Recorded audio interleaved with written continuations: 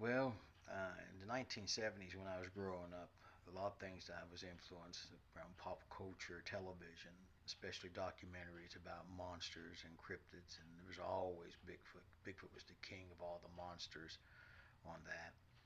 And I remember seeing the 1967 Patterson-Gimlin film when I was growing up on other documentary shows about monsters. They didn't call them cryptids back then; they just called them monsters.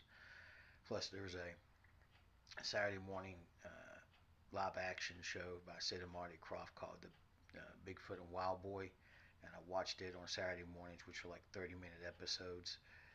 And then um, the $6 Million Man, one of my favorite TV shows of all time, came out, and they had Andre the Giant play Bigfoot in The Secret of Bigfoot. That changed everything when you got to see someone like Andre the Giant playing Bigfoot. Well, that was amazing, to see that. And then later on, Ted Cassidy would play the Bigfoot character in the $6 Million Man TV series, and those episodes were intriguing as well. And of course, later on, there was a TV series called In Search of with Leonard Nimoy, which showed a lot of things about cryptids and Bigfoot and everything like that. So I kind of grew up with that pop culture in the 1970s. I didn't realize that also around 1980, 81, uh, when I was in elementary school, still in grade school, I had to go to church camp for about 2 weeks. I didn't realize I was going to have my own Bigfoot encounter while I was there. Uh, the rules are like in this church camp, you had a couple cabins for the boys, and you had one big cabin for the girls. The girls had their own showers in their cabin, but you had a separate shower, a cabin with showers, which the boys had to use, which was also the restroom facilities. Well, the rule is at night if you had to go to use the restroom, you had to wake your bunkmate, and then you had to wake your counselor and get the flashlight from your counselor, and you always have someone go with you. So me and Danny we were going to use our restroom because Danny had to use the restroom, so did I. He woke me, so we woke the camp counselor and got the flashlight. We started walking. Well, I was walking towards the camp, and you can understand this. The time period was different. You didn't have these like big bright LED blue lights like you have today in street lights. You had this little poles, couple poles, lanterns look like old scene out of a movie like Friday the 13th. A little light just dangling there, and that's exactly what it was. Just a little, very little illumination of light, just like a regular screw-in light bulb, and a little pathway, little rocky pathway going from the cabins to each cabin and so forth. So we had to go past a couple cabins to get to the actual bathhouse or the cabin with the showers and the restroom facilities. And as I'm walking and I'm got the flashlight and walking in front of Danny, Danny's behind me, and then all of a sudden these like pebble rock come flying by. And I thought Danny was throwing them, and I kept saying, "Danny, what are you doing?" He said, "I'm not doing anything." Another pebble come like rock come by. I was like, "Danny, what are you doing?" He's like, "I'm not doing anything." And all of a sudden a big rock come by, not like a big rock, but like a little sizable rock come flying by, almost hit me. And I was like, "Danny, what are you doing, man? You almost hit me with that." And he's like, "I ain't doing anything." So we make it to the shower house and use the restrooms, and we're on our way walking back. And all of a sudden I hear this like whoof. I was like, "Danny, what are you doing, man?" And he's like, "I ain't doing anything." And then I hear another woof. And now we're in between two cabins at this point. And there's a nice big space between these cabins. And then next thing you know, I turn around with the flashlight looking at Danny. I said, "Danny, what are you doing?" He said, "I ain't doing anything." All of a sudden, from my right and his left, you hear woof. And we both looked over, and there's this silhouette, this big shadow.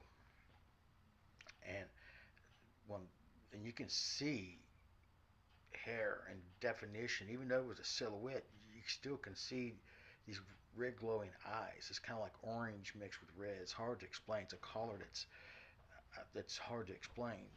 But and they were so high in the air, and it's like a tall figure, and you can see masculinity, actual masculinity. You can see the hair, and you can see a face that looked like it kind of looked like my dad is, and kind of like my face with beard, mustache, and long hair.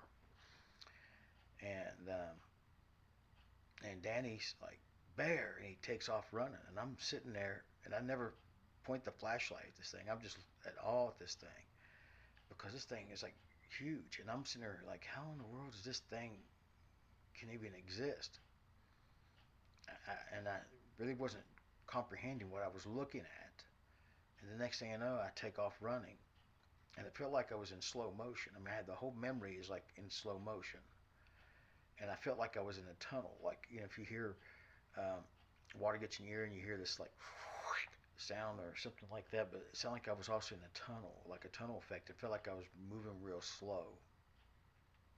When I got to the cabin and opened the door, then it's like I'm back, almost like snapped back to reality. But I felt nauseous and sick. I felt like I was going to throw up.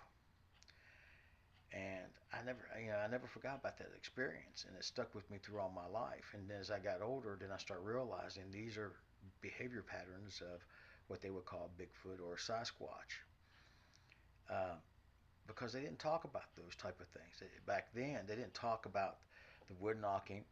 They didn't talk about the wolves. They didn't talk about the rock throwing. They didn't talk about any of those things.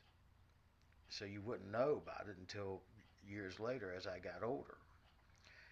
And the other thing is later on that night, the camp counselors came and got me and Danny the next day because we found out later on that night something was scratching on the back wall of the girls' cabin and scaring the living daylights out of the girls and making a growling sound. They thought it was Danny and I because we were the only people that were out at that night. And we tried to tell our camp counselor we saw something. Now Danny was saying a bear. I didn't know what it was. I was baffled. I was, in awe. And they thought we did it. And I was like, how can we do it? Even if we were standing on each other's shoulders, we couldn't reach the part where there was actual like scratch marks. It wasn't really big scratch marks. Now, I don't recall any seeing footprints or anything around the building or anything. I don't recall any footprints being seen. I don't recall any odor or smell. It could have been. I don't recall the odor or smell. I don't. We never saw any Bigfoot footprints or anything like that. Any signs or anything like that. So I don't know what it was at first. But I believe to this very day that it was a Bigfoot encounter because the descriptions matches exactly what other people's encountered to see a Bigfoot. And as I look upon it now, like I've been trying to explain to people, at the moment I didn't realize what was going on. I felt like it was reading my thoughts, or we were like one, as in one thought of consciousness. That I was sitting there thinking, how in the world can this be in existence? How in the world is this thing here? It was sitting there, and I can feel the thoughts, or I knew the thoughts, and it was wondering, how could I see it? So people always ask me what I think Bigfoot is, and people always want to bring up the primate behavior, and people want to bring up, what I think it is. Well, first of all, even human beings show primate behavior traits. That's one thing that they don't talk about, the similarities. We even showed primate behavior type things. So to to always use the primate thing is something. But excuse me. But the thing I do know that I feel like the closest thing I can explain is these things can make themselves virtually invisible. They can actually uh, be around where you don't even see them. And when they allow themselves to be seen, they're like shadow people in the woods. These silhouette shadows. That's why they're kind of like dark, blurry images, because they kind of control. Somehow they're able to control the light spectrum and to be able to camouflage themselves and to make themselves like shadows. Um, I think these are dimensional type beings, that they're part one thing and they're part dimensional. And I believe the only thing I can come close is to the Nephilim of the Old Testament of the Bible.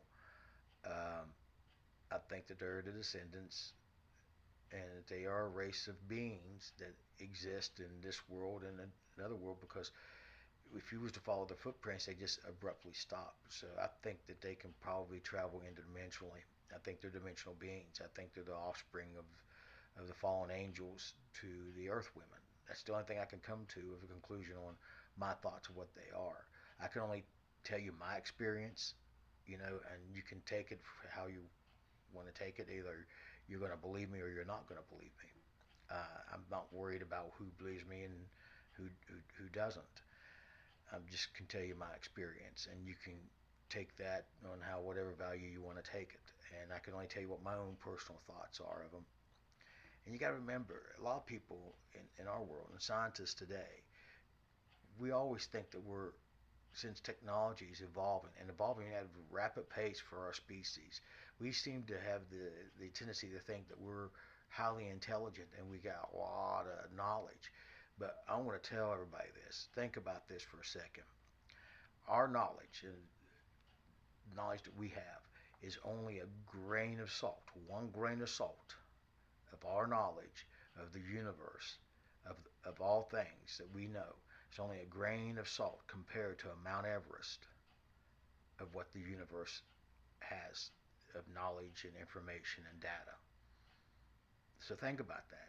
Here we are, a species that thinks we're highly intelligent, because we are at this level, but our knowledge is only a grain of salt from what we know of the universe.